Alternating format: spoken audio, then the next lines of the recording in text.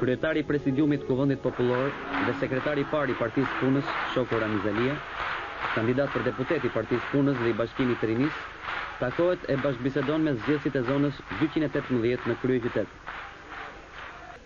Kam ardhur të takohem e të bisedoj me ju, jo vetëm si kandidati me zgjedhësit, por si miq e shok, siç flasin e diskutojnë ata që duan sinqerisht të ndihmojnë njëri tjetrin për dobinë e përgjithshme të shoqërisë.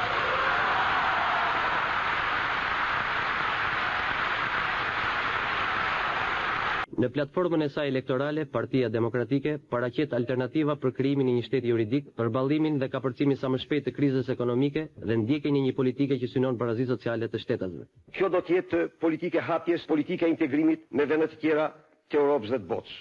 Kjo politikë është në planin human, në planin është domosdoshme për të realizuar të drejtat dhe lirit e individit.